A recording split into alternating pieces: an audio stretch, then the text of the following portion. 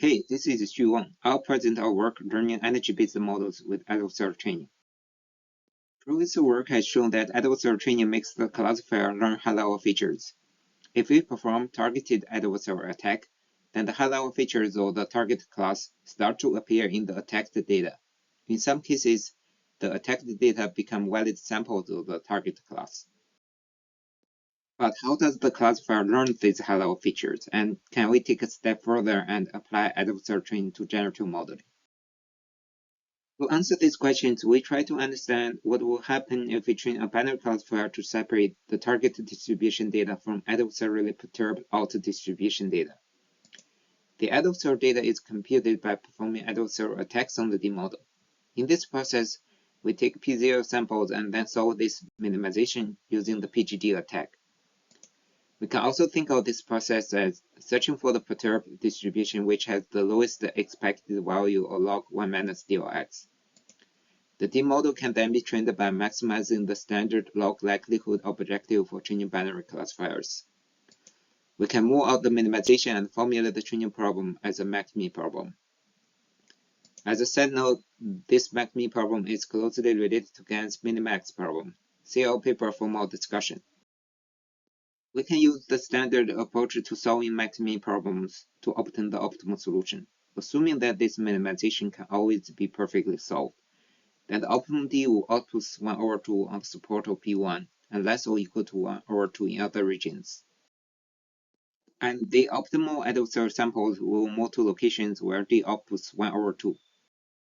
In practice, the adversarial data is computed by taking P0 samples and then performing PGD attacks on the D model.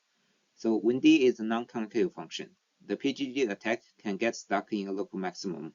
But this turns out to be a useful property of the training algorithm. Because in the model update stage, the D model's outputs on adversarial samples are minimized. So when the adversarial samples are in local maxima, this local maxima will get suppressed. Here is the 2D simulation of the algorithm. The randomly initialized D function has some local maxima. But when the algorithm converges, this global maxima is in the blue points, and there are no local maxima. This process of learning data distributions by suppressing local maxima, also known as superior smooth, is in fact how energy-based models learn data distributions. The training objectives of the studied approach and the EBMs are also closely related. In the gradient of the objective, we can see that the two terms in binary AT are the scaled version of those in the EBMs. Just like the SGLD sampler, we can think of the PGD attack as a sampling method. We can increase the PGD attack's ability to explore different modes of the model distribution by using a diverse P0 dataset. You can see that the best FID is obtained when P0 is the 80 million tiny images dataset, the most diverse dataset among the considered datasets.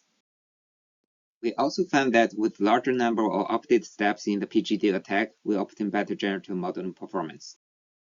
Pre-training the D model on the ImageNet classification task also helps, but this requires R1 regularization in order to work.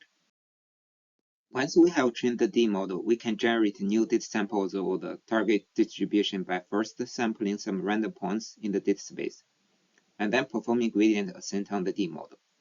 Note that the source images are real images as opposed to noise images as in the case of other generative models.